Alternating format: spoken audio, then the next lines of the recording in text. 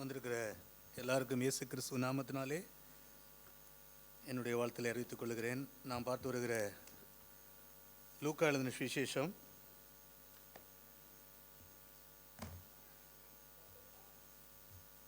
8ஆம் அதிகாரம். லூக்கா 8ஆம் அதிகாரம். லூக்கா எழுதின சுவிசேஷம் 8ஆம் அதிகாரம்.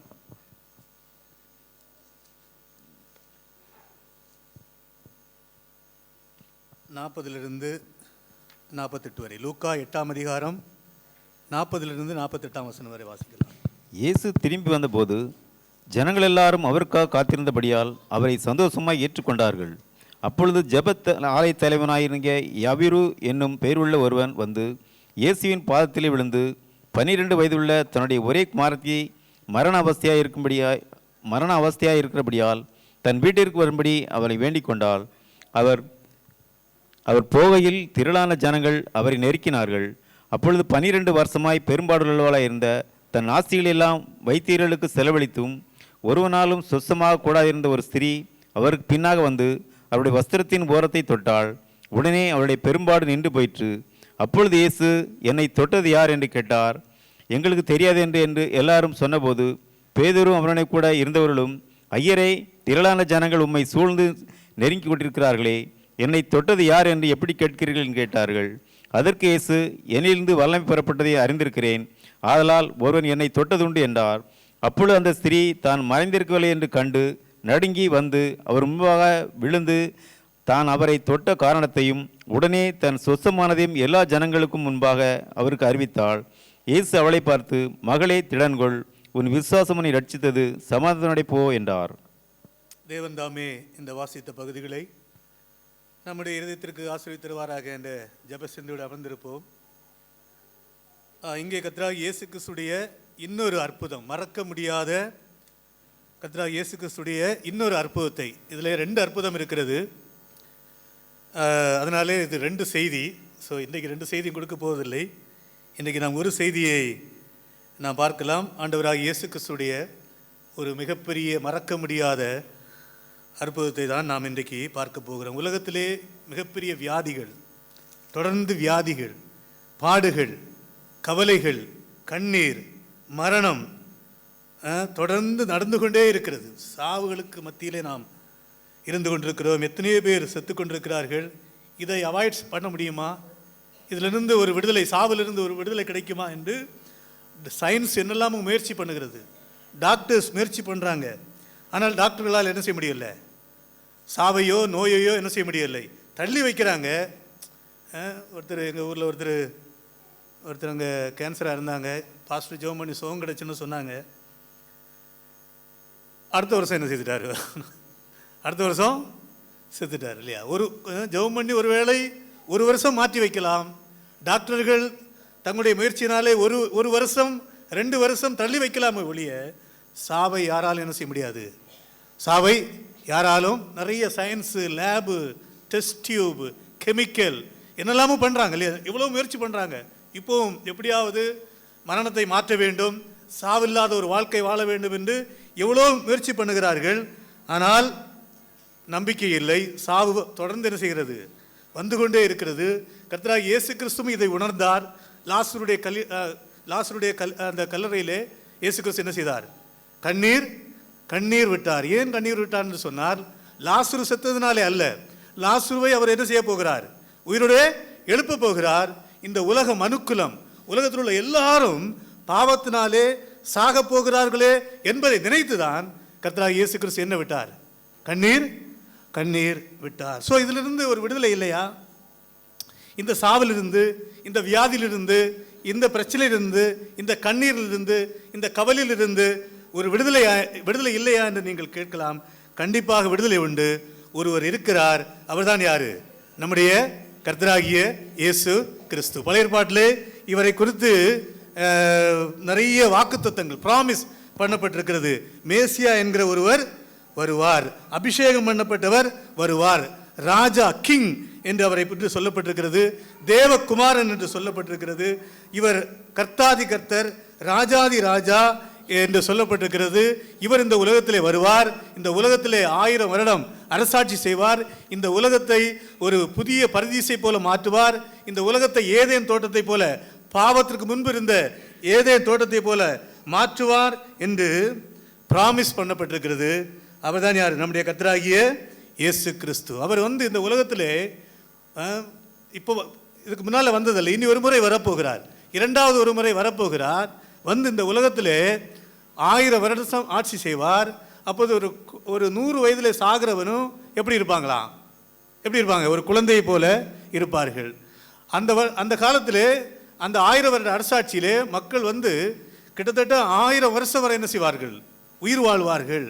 பசுவும் கரடி என்ன செய்யும்? கூடி மேயும். ஒரு குழந்தை சிங்கத்தின் அந்த பாம்பின் புற்றில் என்ன செய்யும்? கை போட்டு விளையாடும். பாம்பு கடிச்சாலும் பாம்புக்கு என்ன இருக்காது? விஷம் இருக்காது. பயங்கர செழிப்பாக இருக்கும். டெம்பரேச்சர் இப்போ எல்லாம் நமக்கு பயங்கர குளிர் இன்னும் தொடங்கல, பயங்கரமான குளிர். வெயில் காலத்தில் பயங்கரமான வெயில். இந்தியாவில் சொல்லவே வேண்டாம் இல்லையா? வெயில் ஹாட்டஸ்ட். நம்முடைய டெம்பரேச்சர் பயங்கர சூடு என்ன சொல்லலாம்? ஹாட்டஸ்டா என்ன சொல்லுவாங்க இல்லையா ஆங்கிலத்தில்? பயங்கரமான டெம்பரேச்சர். அதனால் ஆண்டவராகிய இயேசு கிறிஸ்து 1000 வருடம் இந்த உலகத்தில் ஆட்சி செய்வார். அதோடு மனித வரலாறு முடிவுக்கு வரும். அதுக்கு பிறகு புதிய வானமும் புதிய பூமியையும் கொண்டு வருவார். ஸோ நீங்கள் இப்படி செத்துக்கொண்டே இருக்கிறார்களே மனிதர்கள், இவ்வளோ கஷ்டப்படுறார்களே, இதுக்கு முடிவில்லையா? இதற்கு முடிவு கொண்டு வர முடியாதா? கண்டிப்பாக முடிவு இருக்கிறது. அவர் தான் யார்?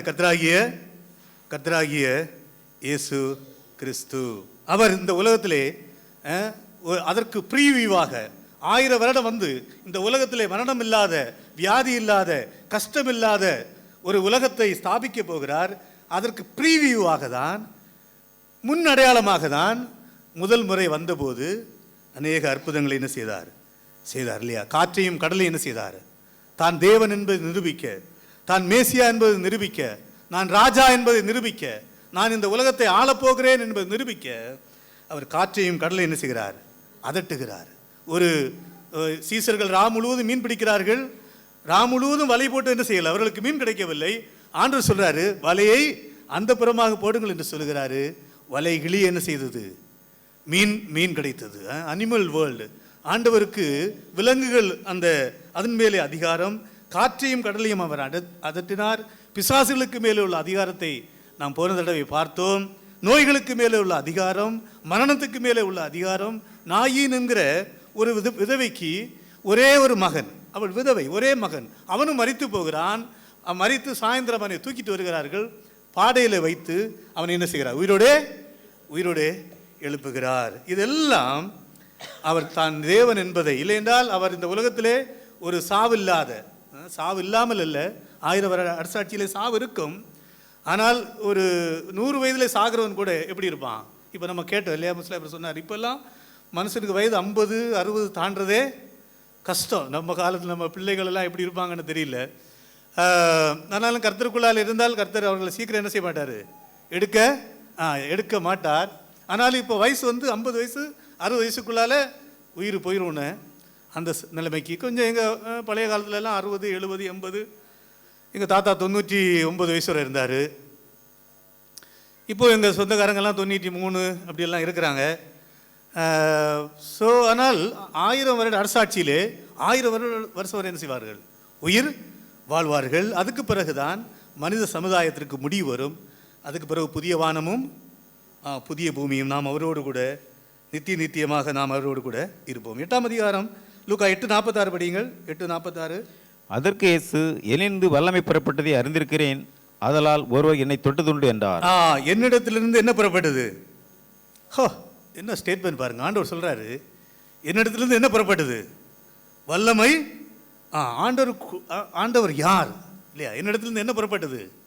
வல்லமை புறப்பட்டது. ஆண்டவர் தேவன் இல்லையா? ஆண்டவருடைய தெய்வீகத்தை இங்கே குறிப்பதை நாம் பார்க்கிறோம். இங்கே பீட்டர் என்ன உணர்ந்தான் என்பது அல்ல பிரச்சனை. அந்த ஸ்திரீக்கு என்ன விடுதலை கிடைத்தது என்பது அல்ல பிரச்சனை. இங்கு ஆண்டவர் சொல்றாரு, என்னிடத்தில் என்ன புறப்பட்டது? வல்லமை புறப்பட்டது இல்லையா? என்னிடத்துல ஆண்டவருடைய தனிப்பட்ட ஒரு அனுபவம், அவருடைய ஆள் தத்துவம், பர்சனாலிட்டி என்று சொல்வார்கள், அவரிடத்தில் என்ன பெறப்பட்டது? God man. இவர் வெறும் மனிதன் அல்ல. இவர் யாரு? 100% மனிதன், அதே வேளையிலே 100% என்னிடத்தில் என்ன புறப்பட்டது? வல்லமை புறப்பட்டது என்பதை அறிகிறேன். இன்றைக்கு பாருங்கள், நிறைய பேருக்கு, நமக்கு எல்லாருக்கும், நமக்கு அருமையானவர்கள், நம்முடைய ரேவதி ஆண்டி, நமக்கு அருமையானவர்களுக்கு சுகம் கிடைத்தால் நல்லது என்று நாம் விரும்புகிறோம் இல்லையா? அவங்களுக்கு சுகம் கொடுக்க வேண்டும் என்று நாம் விரும்புகிறோம். நிறைய பேர் என்ன செய்கிறாங்க? சுகம் கொடுக்க வேண்டும், சுகம் கொடுக்கிற வரம் எனக்கு இருக்கிறது, சுகம் கொடுக்கிற வல்லமை எனக்கு இருக்கிறது இல்லையா? நிறைய பேர் இன்றைக்கு இப்படி சொல்லி சுற்றி கொண்டிருக்கிறார்கள். அவர்கள் எல்லாம் போலி. சுகம் யாராலும் என்ன செய்ய முடியாது? சுகம் யாராலும் கொடுக்கவே முடியாது. அவர்களெல்லாம் ஃப்ராடு. அப்படி சொல்கிறவங்க எல்லாம் ஃப்ராடு. சுகம் கொடுக்க ஒரே ஒருவரால் முடியும். யாரால் முடியும்? கர்த்தராகிய இயேசு கிறிஸ்துவாலும் அவர் அதிகாரம் கொடுத்த 12 சீசர்களாலும். இப்போ அவங்க இல்லை. அதுக்கு பிறகு ஒரு 70 சீசர்களுக்கு மட்டும் ஆண்டவர் என்ன செய்தார்? இந்த அதிகாரத்தை, நோய்களை சுகப்படுத்துங்கள், பிசாசுகளை துரத்துங்கள், மரித்தவர்கள் உயிரோடு எழுப்புங்கள் என்று சொன்னார். மற்றபடி யாருமே என்ன செய்ய முடியாது? அற்புதம் செய்ய முடியாது. இன்றைக்கி நான் நிறைய கூட்டங்களுக்கு போயிருக்கேன்.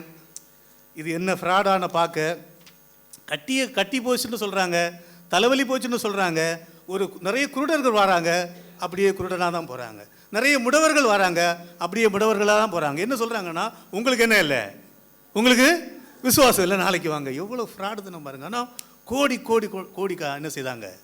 சம்பாதித்தார்கள். இந்த ஆண்டவருடைய பேரை வைத்து கோடிக்கணக்கான பணம் சம்பாதித்து ஊரை ஏமாற்றி கொண்டிருக்கிறார்கள். பாருங்கள், ஆண்டவர் என்னிடத்திலிருந்து வல்லமை புறப்பட்டது. ஆண்டவர் ஜனங்களோடு கூட இருக்கிறாரு. ரெஸ்ட் எடுக்க சில நேரத்தில் போனார். சீசர்களுக்கு அந்த ஓமையை விளக்கி சொல்ல போனார். ஒலிவ மலையிலே ஆண்டவர் தேவனோடு கூட ஜெபம் பண்ண போனார். தனிமையாக இருக்க போனாரே ஒழிய மற்ற எல்லா நேரமும் யாரோடு கூட இருக்கிறார்? ஜனங்களோடு கூட. கர்த்தராகிய இயேசு கிறிஸ்து ஜனங்களோடு கூட இருக்கிறார். 8:40 லூக்கா 8:40. இயேசு திரும்பி வந்தபோது ஜனங்கள் எல்லாரும் அவருக்காக காத்திருந்தபடியால் அவரை சந்தோஷமாய் ஏற்றுக்கொண்டார்கள். இயேசு திரும்பி வந்தபோது ஜனங்கள் எல்லாரும் அவருக்கு காத்திருந்தபடியால் அவர்களை சந்தோஷமாக. பாருங்கள், இயேசு கிறிஸ்து கனசரேத்தே என்கிற நாட்டுக்கு போனார். உங்களுக்கு தெரியும் இல்லையா? இயேசு கிறிஸ்து கனசரேத்தே என்ற நாட்டுக்கு இயேசு கிறிஸ்து போனார். அங்கே 2 பேர் இல்லையா, 2 பிசாசு பிடித்தவர்கள் அவரையும் சீசரை அட்டாக் பண்ண வராங்க. பிறகுதான் தெரிகிறது இவர் யாரு?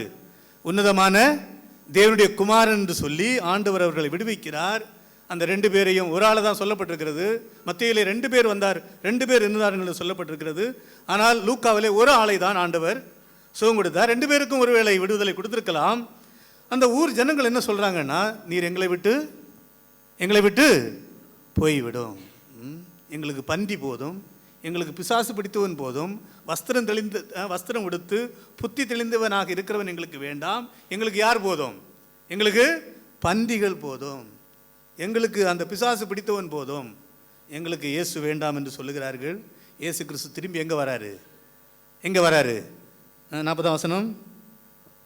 இயேசு திரும்பி வந்தபோது ஜனங்கள் எல்லாரும் அவருக்காக காத்திருந்தபடியால். இயேசு திரும்ப எங்கே வராரு? கலிலேயாவுக்கு, புறஜாதி நாட்டிலிருந்து, இன்னொரு நாட்டிலிருந்து கொஞ்சம் ரெஸ்ட் எடுக்கலான்னு போனார். சீசர்களுக்கு கொஞ்சம் கற்றுக் கொடுக்க வேண்டும். இந்த சீசர்கள் தான் இந்த உலகத்தை என்ன செய்ய போகிறாங்க? ஆண்டவருக்குள்ளாலே கொண்டு வர போகிறார்கள். இவர் இன்னும் கொஞ்ச நாளிலே மரிக்க போகிறார். ஸோ சீசர்களுக்கு கொஞ்சம் கற்றுக் கொடுக்க வேண்டும், ரெஸ்ட் எடுக்க வேண்டும் என்று பக்கத்து நாட்டுக்கு போகிறாரு. அவங்க வேண்டான்னு சொல்கிறாங்க. திரும்ப என்ன செய்கிறாரு? கலிலேயாவுக்கு, யூதேயா நாட்டிற்கு அவர் வருகிறார். 40ஆம் வசனம். இயேசு திரும்பி வந்தபோது ஜனங்கள் எல்லாரும் அவருக்கு காத்திருந்தபடியால். ஜனங்கள் எல்லாரும் அவருக்கு காத்திருந்தபடியால் அவரை சந்தோஷமாக ஏற்றுக்கொண்டார்கள். அவரை சந்தோஷமாக ஏற்றுக்கொண்டார்கள். பாருங்கள், பயங்கரமான கூட்டம் கூடியிருக்கிறது. ஆண்டவரை பார்க்க வேண்டும், ஆண்டவரிடத்திலிருந்து சுகம் பெற்றுக்கொள்ள வேண்டும், ஆண்டவரிடத்திலிருந்து ரட்சிப்பை பெற்றுக்கொள்ள வேண்டும் என்பது கொஞ்சம் கூட்டம்தான். பெரிய கூட்டம் சுகம் கிடைக்க வேண்டும், சாப்பாடு கிடைக்க வேண்டும் என்று சொல்லி வருகிறார்கள். இன்னும் இவருடைய ரத்தத்தை குடிக்க வேண்டும் என்று சில கூட்டம் வருது இல்லையா, நெருக்கிறாங்க. பரிசேயர்கள் சதுசேயர்கள் ஆள் அனுப்பியிருக்கிறாங்க. இந்த கூட்டத்தில் இப்போ விஜய் கூட்டத்தில் கூட வந்து பிரச்சனை பண்ணாங்க சொல்கிறாங்க, நமக்கு எந்த அளவுக்கு உண்மைன்னு தெரியல. இந்த கூட்டத்திலையும் இயேசு கிறிஸ்துவை கொலை செய்ய வேண்டும் என்று பரிசேயர்கள் சதுசேயர்கள் என்ன செய்கிறாங்க, ஆள் அனுப்பியிருக்கிறாங்க. நிறைய பேர் இருக்கிறாங்க, முடவர்கள் இருக்கிறாங்க, கண்காணாதவர் இருக்காங்க, நிறைய கூட்டம் வருது. கூடவே இங்கே வந்து என்ன நடக்குதுன்னு வந்து கேட்டுட்டு எங்கே போய் சொல்லுவாங்க, பரிசேயர்கள் சதுசேயர்களை பார்த்து சொல்வதற்காகவும் ஒரு கூட்டம் இங்கே இருக்கிறது. இவர்கள் அடையாளத்தை தேடுகிற கூட்டம், உண்மையான விசுவாசிகள் அல்ல, கொஞ்சம் பேர் தான் உண்மையான விசுவாசிகள். இவர்கள் அடையாளத்தை தேடுகிறவர்கள். ஆண்டவர் சொன்னார், நீங்கள் பொல்லாத சந்ததியார், நீங்கள் விபச்சார சந்ததியார், என்ன கேட்குறீங்க அடையாளத்தை? ஆண்டவர் எவ்வளோ அடையாளம் கொடுத்தார், அவர்களுக்கு நிறைய அடையாளம் கொடுத்தும் அவர்களுக்கு தங்களுடைய பாவத்தை விட மனதே இல்லை, தங்களுடைய பாவத்தை விட மனது இல்லை, எங்களுக்கு அடையாளம் காட்டும், நாங்கள் உம்மை ஏற்றுக்கொள்வோம் என்று சொல்லுகிறார்கள். ஸோ அநேக விதமான கூட்டம். 41 வசனம். அப்பொழுது ஜெப ஆலய தலைவனாகிய அப்பொழுது இல்லையா, ஆங்கிலத்தில் என்ன போட்டிருக்கு, பிஹோல்ட், ஆச்சரியம், சர்ப்ரைஸ், ஆச்சரியம், நிறைய கூட்டம் இருக்கு. அப்பொழுது யார் வரா, ஒரு ஜெப ஆலய தலைவன், அவனுடைய பேர் என்ன, யவீரு. அவன் யாரு, ஒரு யூதன். அவன் ஜெப ஆலய தலைவன். ஜெப ஆலய தலைவன் என்று சொன்னால் ஒரு உயர்ந்த பதவி, ஜனங்களால் மதிக்கப்படுகிறவன், ஜனங்களால் கனம் பண்ணப்படுகிறவன். இவனுடைய பேரு யவீரு, மிகவும் மதிப்புக்குரியவன். இன்னொருத்தையும் வருகிறா இல்லையா, யாரு அவ யாரு, பெரும்பாடுள்ள 12 வருடம் பெரும்பாடுள்ள ஸ்திரீ. 2 பேர் வராங்க. பெரிய கூட்டம், பெரிய கூட்டத்தில் சர்ப்ரைஸாக ஒரு யூதன் வரான், ஒரு ஜெப ஆலய தலைவன் வருகிறான் இல்லையா. ஒருவன் ஜெப ஆலய தலைவன், இன்னொருத்தி எல்லாராலும் புறம் தள்ளப்பட்டவள். ஒருவன் ஆண், இன்னொருத்தி பெண். ஒருவன் பணக்காரன், இன்னொருத்தி ரொம்ப ஏழை. ஒருவன் மிகவும் உயர்த்தப்பட்டவன், மதிப்புக்குரியவன், இன்னொருத்தி எல்லாராலும் தள்ளப்பட்டவன். ஒருவனுக்கு 12 வயது சந்தோஷமான 12 வருஷம் சந்தோஷமாக இருந்த ஒரு மகள், இன்னொருத்திக்கு 12 வருஷம் என்ன பெரும் பாடுள்ள ஸ்திரீ. ஒருவன் ஜெப ஆலயத்தை நடத்துகிறவன், ஒருத்தி எங்க போக முடியாது, ஜெப ஆலயத்துக்குள்ளால போகவே முடியாது. ஆண்டவர் 2 பேரையும் என்ன செய்கிறாரு, ஆண்டவர் 2 பேரையும் ஏற்றுக்கொள்கிறார். ஆண்டவர் 2 பேரையும் ஏற்றுக்கொள்வதை பார்க்கணும். ஸோ ஒருவன் அதிகாரி, ஒருத்தி மிகவும் தாழ்த்தப்பட்டவர்கள். ஸோ இவன் ஜெப ஆலய தலைவன் என்று நம்ம இங்கே பார்க்குறோம். ஒரு ஜெப ஆலயத்தில் 3 மூப்பர்கள் இருப்பாங்க, சின்ன ஜெப ஆலயத்தில். பெரிய ஆலயத்தில் 7 மூப்பர்கள் 7 பேர் இருப்பார்கள் என்று சொல்லப்பட்டிருக்கிறது. இந்த ஜெப ஆலய தலைவன் என்பது மிகவும் மதிப்புக்குரிய கனத்துக்குரிய ஒரு இவங்க தான். யார் சபையில் பாட்டு பாடணும், யார் சபையில் வேதத்தை வாசிக்க வேண்டும், யார் சபையில் பிரசங்கம் பண்ண வேண்டும், யார் சபையில் ஜெபம் பண்ண வேண்டும், யார் அறிவிப்பு சொல்ல வேண்டும் என்பதை எல்லாம் ஆர்டர் போடுறது யார் தான், இந்த ஜெப ஆலய தலைவன். இந்த ஜெப ஆலய தலைவனுக்கும் பரிசேயர்களுக்கும் சதுசேயர்களுக்கும் என்ன உண்டு, தொடர்பு உண்டு. பரிசேயர்களும் சதுசேயர்களும் இயேசு கிறிஸ்துவை எப்போ கொலை செய்யலாம், எப்பொழுது அவருடைய ரத்தம் குடிக்கலாம் என்று வெறியாக இருக்கிறவர்கள். அப்படிப்பட்ட ஒரு தான் பிகோல்ட் இல்லையா. தேர்ஃபோர் அப்பொழுது 41 வசனம். அப்பொழுது ஜெப ஆலய தலைவனாகிய யவீரு என்னும் பேருள்ள ஒருவன் வந்து இயேசுவின் பாதத்திற்கே விழுந்து 12 வயதுள்ள தன்னுடைய ஒரே குமாரத்தியான மரண அவஸ்தையாயிருக்கிறபடியால் தன் வீட்டிற்கு வரும்படி அவரை வேண்டிக் கொண்டான். பாருங்கள், பிகோல்ட் இப்படி அவன் தன்னுடைய மதத்தை குறித்தோ இந்த பதுசேயர்கள் சதுசேயர்கள் என்ன நினைப்பார்கள் என்பதை குறித்தெல்லாம் கவலைப்படவில்லை, பயப்படவில்லை. அவன் கர்த்தராகிய இயேசு கிறிஸ்துவின் பாதத்திலே வந்து விழுந்து, ஆண்டவரே, என்னுடைய மகள் மரண அவஸ்தைப்படுகிறாள், அவள் மரித்து கொண்டிருக்கிறாள், நீர் என்னுடைய வீட்டிற்கு வந்து அவளை என்ன செய்ய வேண்டும், அவளை சுகப்படுத்த வேண்டும். இந்த ஜெப ஆலய தலைவனுக்கு கர்த்தராகிய இயேசு கிறிஸ்துவை பற்றி தெரியும். நாம் 4ஆம் அதிகாரத்திலே பார்த்தோம். லூக்கா 4ஆம் அதிகாரத்திலே கர்த்தராகிய இயேசு கிறிஸ்து இந்த ஜெபாலயத்திலே, இதே ஜெபாலயத்திலே தான் இந்த யவீரு இருந்தார் என்று நமக்கு தெரியாது. லூக்கா 4ஆம் அதிகாரத்திலே அந்த ஜெபாலயத்திலே ஆண்டவர் பிரசங்கம் பண்ணி கொண்டிருந்த போது ஒருவன் வருகிறான் இல்லையா, ஒரு பிசாசு பிடித்தவன் வருகிறான். உன்னதமான தேவனுடைய பரிசுத்தர் என்பதை நீர் அறிவீர். ஆண்டவர் நம்முடைய பிசாசுகளை துரத்துகிறார். இதெல்லாம் அவன் கேள்விப்பட்டான். அந்த பிசாசுகளை துரத்தின பிறகு ஆண்டவர் எங்கே போகிறார் என்றால், பேதுருடைய மாமியுடைய வீட்டில் போய், பேதுருடைய மாமிக்கு ஜுரமாக இருந்தது, ஆண்டவர் அதை சுகப்படுத்துகிறார். இதையெல்லாம் கேட்டு அவன் இயேசு கிறிஸ்துடைய பாதத்தில் வருகிறான். 12 வயது வரை இந்த மகள் நல்ல சந்தோஷமாக இருக்கா. இவ இனிமேல் தான் இந்த 12 வயது டைமில் தான் இவ பெரியவளாக போகிறாள், மனைவியாக போகிறாள், அம்மாவாக போகிறாள். திடீரென்று என்ன வருகிறது, அவளுக்கு ஒரு வியாதி வந்து அவள் மரண அவஸ்தைப்படுகிறாள். இவன் ஒரு ஜெப ஆலயத்தனவன். இவங்க சீக்கிரம் யார்கிட்ட வரமாட்டாங்க, கர்த்தராகிய இயேசுவிடத்தில் வரமாட்டாங்க. இன்னொரு ஜெப ஆலய தலைவன் வந்தான் இல்லையா, ஒரு யங் ரிச் ரூலர். ஆண்டுகிட்ட வருகிறான், ஆண்டவரே நித்திய ஜீவனை சுதந்திரத்துக்குள்ள நான் என்ன செய்ய வேண்டும்? ஆனால் அவன் பணத்தையும் அவனுடைய இச்சைகளை விட முடியாமல் துக்கத்தோடு கூட என்ன செய்கிறான், அவன் துக்கத்தோடு கூட போகிறான். 41 வசனம். அப்பொழுது ஜெப ஆலயத்தவனான எபிரு என்னும் பேர் உள்ள ஒருவன் வந்து இயேசுவின் பாதத்திலே விழுந்து 12 வயதுள்ள தன்னுடைய ஒரே குமாரத்தி தன்னுடைய ஒரே குமாரத்தி இல்லையா, பாருங்கள், இயேசு கிறிஸ்து இடத்துல பாதத்தில் விழுறான். இன்னைக்குள்ள இந்த ஹீலர்ஸ் இல்லையா, இன்றைக்குள்ள சோகால்டு ஹீலர்ஸ்னு சொல்லுவாங்க இல்லையா, இன்றைக்குள்ள ஒரு அற்புத சுகமளிக்கும் வரமுள்ளவர்களை நம்ம என்ன செய்ய முடியாது, பார்க்க முடியாது. 5 ஸ்டார் ஹோட்டலில் தான் இருப்பாங்க, அப்பாயின்மெண்ட் வாங்கணும். பால் தினகரன், டிஜிஎஸ் எல்லாம் இப்போ இல்லை இல்லையா, போயிட்டாருன்னு. டிஜிஎஸ் தினகரன், பால் தினகரன், ஆசீர்வாதம் டிவி அது நடத்துகிற யார், மோகன் சி லாசரஸ், இவங்களெல்லாம் நீங்கள் என்ன செய்ய முடியாது, பார்க்கவே தூரத்துலேருந்து பார்க்கலாம் இல்லையா. ஆனால் ஆண்டவர் பாருங்கள், ஆண்டவர் கூடையே இருக்கிறார். பாதத்திலே போய் அவன் என்ன செய்கிறான், பாதத்திலே போய் விழுகிறான். 42 வசனம். தன் வீட்டிற்கு வரும்படி அவர் வேண்டிக் கொண்டான்.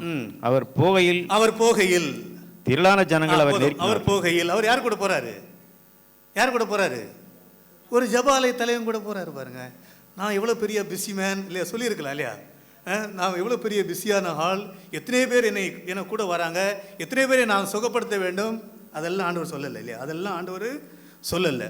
ஆண்டவர் ஏதாவது ஒரு பெரிய ஹோட்டலில் உட்காரல இல்லையா, சன்னியாசி மடத்தில் உட்காரல, பெரிய ஒரு ஹோட்டலில் உட்காரல இல்லையா, அவன் கூட என்ன செய்கிறாரு, கூட ஆண்டவர் போகிறார், கூட இருக்கிறார். பாருங்க, ஆண்டவர் நம்ம கூட இருக்கிற தேவன் இல்லையா. சில வேளையில் மாத்திரம் ஆண்டவர் பிதாவோடு கூட ஜெபம் பண்ணுவதற்கு தனித்திருந்தார். காலையில் திரும்பமாக என்ன செய்கிறாரு, ஆண்டவர் கூட வருகிறார். சில குழந்தை ஆண்டவர் பிரசங்கம் பண்ணிட்டு இருக்கிறாரு, சில குழந்தைகள் வருகிறது, ஆண்டவர் தூக்கி என்ன செய்கிறாரு, பிரசங்கத்தை நிறுத்திட்டு தூக்கி அந்த குழந்தைகள் என்ன செய்கிறாரு, ஆசீர்வதிக்கிறார். ஸோ ஆண்டவரை எப்பொழுதும் நம்மால் என்ன செய்ய முடியும், கிட்டி சேர, ஆண்டவரோடு கூட கிட்டி சேர எப்பொழுதும் நமக்கு முடியும். அது மாத்திரம் இல்லை, ஆண்டவருடைய இரக்க குணத்தையும் இங்கே நாம் பார்க்கிறோம். ஆண்டவர் எப்பொழுதும் அணுகக்கூடியவர் மாத்திரமல்ல, தேவன் எப்படிப்பட்டவர், தேவன் இரக்கம் உள்ளவர். எபிரேயர் 5:12, எபிரேயர் 5:2 எடுங்கள். எபிரேயர் 5:2. தானும் பலவீனம் உள்ளவனானபடினாலே அறியாதவர்களுக்கும் நெறிதப்பி போனவர்களுக்கும் இறங்கத்தக்கவனாய் இருக்கிறான்.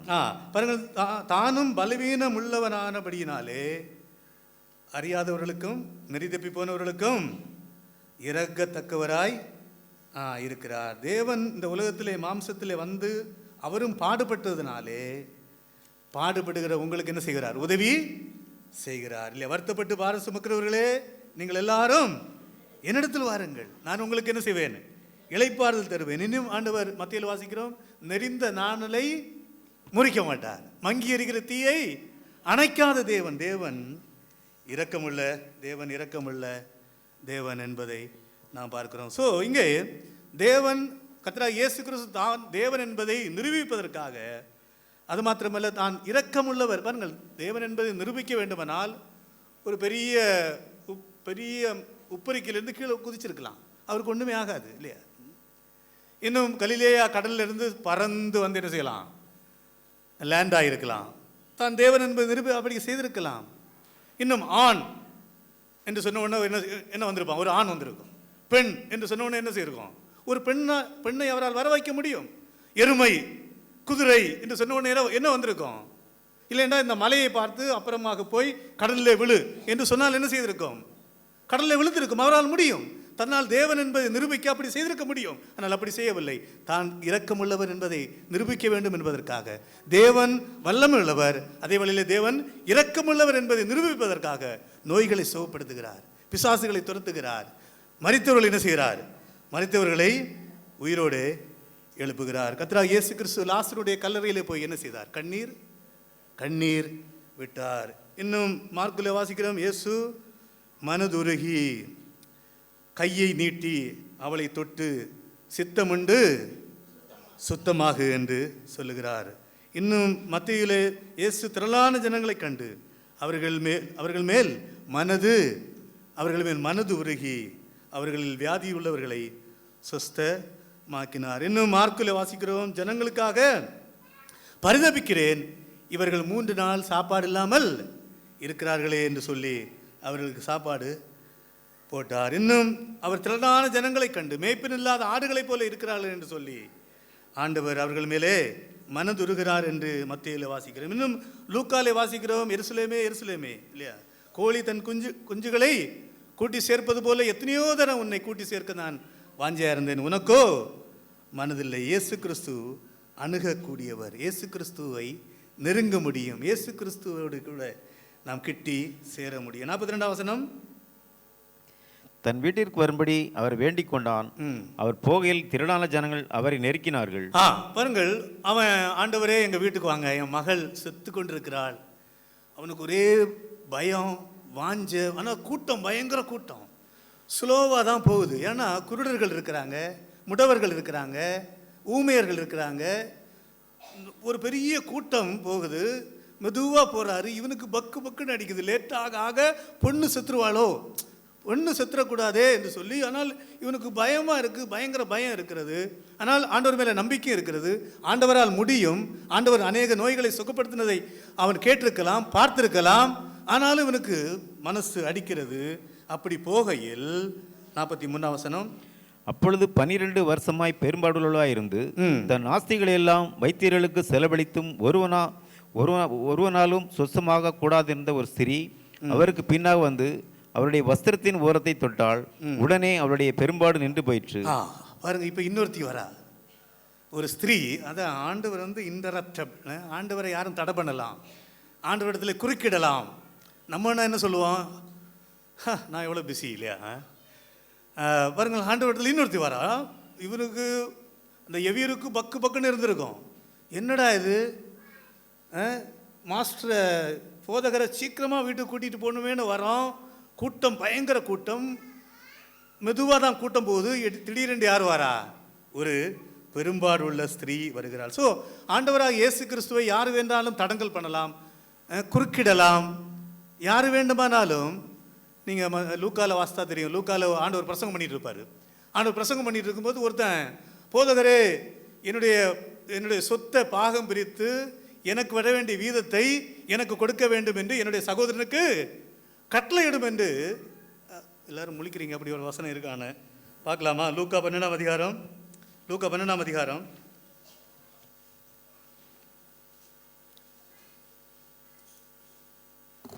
லூக்கா 12ஆம் அதிகாரம் 13ஆம் வசனம்.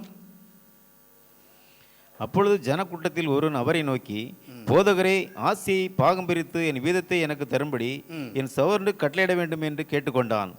பாருங்கள், ஆண்டவர் பிரசங்கம் பண்ணிட்டு இருக்கிறாரு. ஒருத்தன், போதகரே, என்னுடைய ஆஸ்தியெல்லாம் பாகம் பிரித்து எனக்கு வர வேண்டிய பங்கை எனக்கு தர வேண்டும் என்று சத்தம் போடுறான் இல்லையா. நீங்கள் என்கிட்ட இங்கேருந்து யாராவது அப்படி சத்தம் போட்டிங்கன்னா நான் ப்ரிப்பேர் பண்ணி வந்த மெசேஜே என்ன செய்யும், மெசேஜே பாதியில் நின்றுடும். நான் அடுத்து எங்கே தொடங்கணும்னு தெரியாது. அதனால் யாரும் சீக்கிரம் எனக்கு வர வேண்டிய பாகத்தை கொஞ்சம் பங்கு போட்டு கொடுங்கன்னு கேட்டுறாதீங்க. 43ஆம் வசனம், லூக்கா 8:43. லூக்கா 8:43. நான் சீக்கிரம் முடிக்கிறேன், நமக்கு அங்கே வர போகணும்.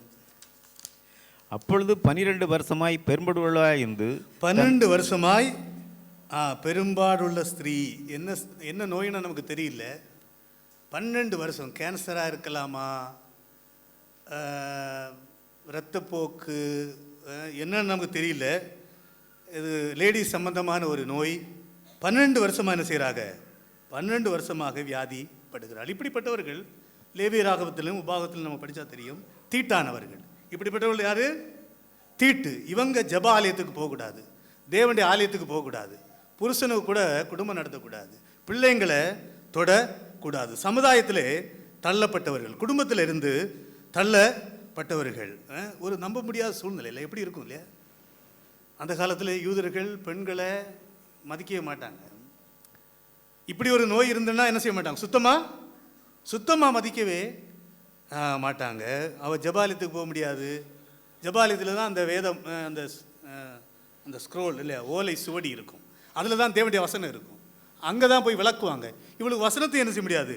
படிக்க முடியாது. 43ஆம் வசனம், லூக்கா 8:43. அப்பொழுது 12 வருஷமாய் பெரும்பாடுள்ளவளாய் இருந்து அப்பொழுது 12 வருஷமாய் பெரும்பாடுள்ளவளாய் இருந்து தன் ஆசிரியெல்லாம் வைத்தியர்களுக்கு செலவழித்தும் ஒருவனாலும் சொஸ்தமாக கூடாதபடி ஒருவனாலும் சொஸ்தமாக கூடாத வியாதி. லூக்கா சொல்றாரு இல்லையா?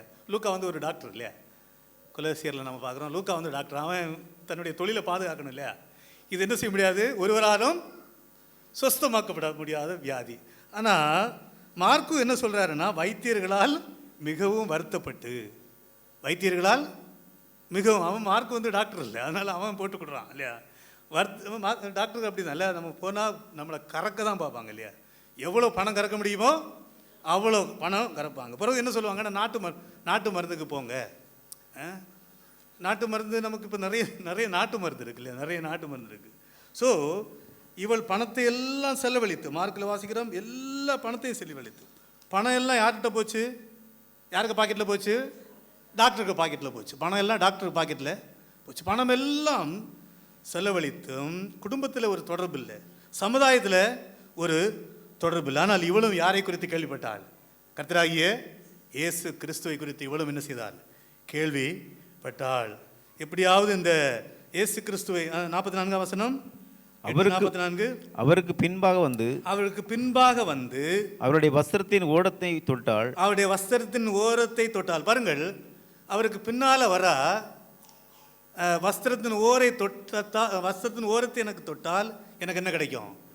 சுகம் கிடைக்கும். அவளுடைய விசுவாசத்தை பாருங்க. இது என்ன மூட நம்பிக்கை இல்லை, தாயத்து கட்டுறது இல்லை, தேவனுடைய வல்லமையின் மேல உள்ள ஒரு நம்பிக்கை, தேவனுடைய வல்லமையின் மேல உள்ள ஒரு நம்பிக்கை. இந்த பழைய ஏற்பாட்டில் நீங்கள் உபாகமம் அதெல்லாம் நீங்கள் படிச்சிங்கன்னா தெரியும், யூதர்கள் ஆண்கள் வஸ்திரத்தில் என்ன செய்ய வேண்டும்? ஓரத்தில் என்ன செய்ய வேண்டும்? தொங்கலை, காப்பு நாடான சொல்லுவாங்க. வஸ்திரத்தின் ஓரத்தில் தொங்கலை அவங்க யூதர்கள் என்று தெரிய வேண்டும் என்பதற்காக ஆண்டவர் அதை பழைய ஏற்பாட்டில் சொல்லியிருக்கிறாரு. மத்தேயு 23 எடுங்க. பரிசேயர்கள் தங்களை காட்டிக்கொள்வதற்காக என்ன செய்கிறாங்க பாருங்க. மத்தேயு 23:5. தங்கள் கிரியைகளை எல்லாம் மனுஷர் காண வேண்டும் என்று செய்கிறார்கள். தங்கள் காப்பு நாடாக்களை அகலமாக்கி தங்கள் வஸ்திரங்களின் தொங்கல்களை பெரிதாக்கி விருந்துகளில் முதன்மையான இடங்களையும் ஜெப ஆலயங்களில் முதன்மையான ஆசனங்களையும் சந்தை வெளிகளில் வந்தனங்களையும் மனுஷரால் ரபி ரபி என்று அழைக்கப்படுவதையும் விரும்புகிறார்கள். பாருங்கள், இந்த காப்பு நாடா இதை பெருசா யூதர்கள் அப்படி போட்டா, நம்ம சிலவங்க இப்போ எல்லாம் பெண்டிகாஸ்ல எல்லாம் வெள்ளையும் போட்டால் தான் யாரு பரிசுத்தவான்கள், மீசியெல்லாம் எடுக்கணும், வெள்ளையும் போட்டால் தான் யாரு தான். அதே மாதிரி இவர்களும் அந்த வஸ்திர தொங்கலை பெருசாக்கி தங்களை பரிசுத்தவான்களாக காட்டிக்கொள்ள வேண்டும் என்பதற்காக அந்த வஸ்திரத்தை பெருசாக, தொங்கலை பெருசாக போடுவார்கள். இவளுடைய ஒரு விசுவாசம், நான் ஆண்டவருடைய ஆகிய இயேசு கிறிஸ்துவின் வஸ்திரத்தை என்ன செய்ய வேண்டும்? தொட்டால் போதும். ஸோ பின்னால், ஏன்னா சமுதாயத்தில் வரக்கூடாது, ஒளிஞ்சு இதுதான் கடைசி வாய்ப்பு. வஸ்திரத்தை தொட்டால் என்று சொல்வதை விட அதை பிடித்து கொண்டால், பற்றி கொண்டால், இறுக பிடித்து கொண்டால், இனி எனக்கு ஒரு வாய்ப்பில்லை, இந்த வாய்ப்பை நான் விட்டுவிடக்கூடாது, 12 வருடமாக வேதனைப்படுகிறேன், இயேசு கிறிஸ்துவால் முடியும். அவருடைய விசுவாசம் என்ன என்று சொன்னால், அவருடைய வஸ்திரத்தை தொட்டால் எனக்கு என்ன கிடைக்கும்? சுகம் கிடைக்கும். 44:8-44. அவருக்கு பின்னாக வந்து அவருடைய வஸ்திரத்தின் ஓரத்தை தொட்டாள். உடனே அவளுடைய பெரும்பாடு நின்று போயிற்று. உடனே அவளுடைய பெரும்பாடு எப்படி இருந்திருக்கும் இல்லையா அவளுக்கு இல்லையா? வஸ்திரத்தின் ஓரை தொட்டு ஆண்டவர் அவளுடைய விசுவாசத்தை கனம் பண்ணினார். விசுவாசம் இல்லாதவர்களுக்கும் ஆண்டவர் நோய்களை சுகம் கொடுத்திருக்கிறார். ஆனால் விசுவாசம் இல்லாமல் ஒருவனையும் ஆண்டவர் ரட்சிக்கவே மாட்டார். புரியுதுல? விசுவாசம் இல்லாமலும் ஆண்டவர் நிறைய பேருக்கு சுகம் கொடுத்திருக்கிறார். ஆனால் விசுவாசம் இல்லாமல் ஒருவனையும் ஆண்டவர் ரட்சிக்கவே மாட்டார். ரட்சிக்கப்பட வேண்டுமானால் அவரை விசுவாசிக்க வேண்டும். ஸோ 45ஆம் வசனம். அப்பொழுது இயேசு என்னை தொட்டது யார் என்று கேட்டார். எங்களுக்கு தெரியாது என்று எல்லாரும் சொன்னாங்க. அப்பொழுது இயேசு என்னை தொட்டது யார் இல்லையா? சரி, இது வேலை முடிஞ்சது, போயிடுவோம். நம்ம என்ன அப்படிதான் இல்லையா? உனக்கு சுகம் கிடைச்சது, இனி யாரை பார்க்க போனோம்? எவீருவின் மகளை பார்க்க போறேன்னு போகல. என்னை அவளை சுகம் கொடுத்தது மாத்திரமல்ல, சமுதாயத்திலே அவளை எல்லாரும் அங்கீகரிக்க வேண்டும். ஆவிக்குரிய பிரகாரமும் அவள் என்ன செய்ய வேண்டும்? ரெஸ்டோர் ஆக வேண்டும் என்பதற்காக என்னை தொட்டது யார் என்று கேட்குறாங்க. பேதுரு என்ன சொல்ற பாருங்க, 45ஆம் வசனம். அப்பொழுது இயேசு என்னை தொட்டது யார் என்று கேட்டார். எங்களுக்கு தெரியாது என்று எல்லாரும் சொன்னபோது பேதுருவும் அவருடைய கூட இருந்தவர்களும், ஐயரே, திரளான ஜனங்கள் உம்மை சூழ்ந்து நெருக்கி கொண்டிருக்கிறார்களே, என்னை தொட்டது யார் என்று எப்படி கேட்கிறீர்கள் என்று கேட்டார். பாருங்கள், ஆண்டவர் என்னை தொட்டது யாருன்னு கேட்குறாங்க. எல்லாருமே சொல்றாங்க எனக்கு தெரியாதுன்னு சொல்றாங்க. அப்போ பேதுருவுக்கு கோபம் வந்திருக்கும். பேதுருவுக்கும் சீசர்களுக்கெல்லாம், என்ன ஆண்டவரே, இவ்வளவு புத்தி இல்லையா, அறிவில்லையா? மக்கள் என்ன செய்யறாங்க? கூட்டமாக நெருக்குறாங்களே, இதில் போய் உண்மை தொட்டது யாருன்னு நீர் கேட்கிறீரே. ஆண்டவர் சொல்றாரு 46ஆம் வசனம். அதற்கு இயேசு, என்னிலிருந்து வல்லமை புறப்பட்டதை அறிந்திருக்கிறேன். என்னிடத்திலிருந்து வல்லமை புறப்பட்டதை அறிந்திருக்கிறேன். நீங்களும் நானும் கூட ஆண்டவருடைய வல்லமையை அறிந்திருக்கிறோம். நாம் ரட்சிக்கப்பட்ட போது ஆண்டவருடைய வல்லமை உணர்ந்தோம். நாம் பரிசுத்தமாகி கொண்டிருக்கும் போது ஆண்டவருடைய வல்லமையை உணர்கிறோம். நாம் மகிமைப்படுகிற வரை ஆண்டவருடைய வல்லமை என்ன செய்கிறோம்? அனுதினமும் நாமும் என்ன செய்கிறோம்? ஆண்டவருடைய வல்லமையை உணர்கிறோம். ஆண்டவராக ரீக்ரியேட்டட். அவளுடைய அந்த நரம்புகள், அவளுடைய வியாதி எல்லாவற்றையும் தனிப்பட்ட விதத்தில் ஆண்டவருடைய வல்லமை அவளுக்குள்ளே பாய்ந்தோடுகிறது. ஆண்டவருடைய வல்லமை தனிப்பட்ட விதத்திலே உங்களுக்குள்ளே எனக்குள்ளே என்ன செய்கிறது? பாய்ந்து ஓடுகிறது. ஆண்டவருக்கு தெரியாமல் இல்லை. அவள் யாருன்னு ஆண்டவருக்கு தெரியும். அவள் தான் சுகமானாள் என்பது ஆண்டவருக்கு தெரியும். ஆனால் அவளாக வந்து என்ன செய்ய வேண்டும்? சொல்ல வேண்டும். சமுதாயத்தில் எல்லாரும் அவளை அங்கீகரிக்க வேண்டும். அவள் ரட்சிக்கப்பட வேண்டும் என்பதற்காக தான் கேட்கிறாரு. என்னை தொட்டது யார்? 47ஆம் வசனம். அப்பொழுது அந்த ஸ்திரீ தான் மறைந்திருக்கவில்லை என்று கண்டு நடுங்கி வந்து அவர் முன்பாக விழுந்து, நான் அவரை தொட்ட காரணத்தையும் உடனே நான் சொஸ்தமானதையும் எல்லா ஜனங்களுக்கும் முன்பாக அவருக்கு அறிவித்தார். எல்லா ஜனங்களுக்கும் முன்பாக அறிவித்தார். அவர் அவளை பார்த்து, மகளே, திடன்கொள், உன் விசுவாசம் உன்னை ரட்சித்தது, மகளே போ என்றார். மகளே திடன்கொள். புதிய ஏற்பாட்டிலே இவளை மட்டும்தான் ஆண்டவர் எப்படி கூப்பிடுறாரு? மகளே திடன்கொள், உன் விசுவாசம் உன்னை ரட்சித்தது. 10 குஷ்டரோகிகள் சுகமானாங்க. 9 பேர் தான் திரும்பி வந்தாங்க. 9 பேர் வரல, ஒருத்தன் மட்டும் தான் திரும்பி வந்தாங்க. அந்த ஒருத்தனை பார்த்து சொன்னாரு, உன் விசுவாசம் உன்னை ரட்சித்தது. இங்கும் அவளை பார்த்து சொல்றாரு, உன் விசுவாசம் உன்னை ரட்சித்தது. 48ஆம் வசனம். அவர் அவளை பார்த்து, மகளே, திடன்கொள், உன் விசுவாசம் உன்னை ரட்சித்தது, சமாதானத்தோட போ என்றார். சமாதானத்தோட, தேவனோடு கூட சமாதானம் பெற்றாய், நீ ரட்சிக்கப்பட்டாய், சமாதானத்தோடு கூட போ. பிறகு வேத பண்டிதர்கள் எல்லாம் என்ன சொல்றாங்கன்னா, இவள் அந்த ஊரில் போய் கர்த்தராகிய இயேசு கிறிஸ்துக்கு ஒரு ஜீவிக்கிற சாட்சியாக, ஒரு கிறிஸ்தவளாக இவள் வாழ்ந்து தன்னுடைய வாழ்க்கையை முடித்தாள் என்று சொல்லுகிறது. ஸோ பிரியமானவர்களே, உங்களை அறிந்த ஒருவர் இருக்கிறார் இல்லையா? உங்களுடைய கஷ்டங்களை, உங்களுடைய வேதனைகளை, உங்களுடைய துக்கங்களை எல்லாம் அறிந்த ஆண்டவர் உங்களோடு கூட இருக்கிறார். அவரை எப்பொழுது நீங்கள் அணுக முடியும்? அவரை எப்பொழுது நீங்கள் பெற்றுக்கொள்ள முடியும்? அவர் உங்களோடு கூட தன்னுடைய வல்லமையை செலுத்தி கொண்டே இருக்கிறார். ஸோ உங்களுடைய தேவைகள் எல்லாம் சந்திக்க வல்லவராகவும் இந்த ஆண்டவர் இருக்கிறார். நாம் மீதியுள்ள காரியங்களை அடுத்த வாரம் பார்த்து நாம் இப்போது ஜெபித்து இந்த கூட்டத்தை முடிக்கலாம். அன்புள்ள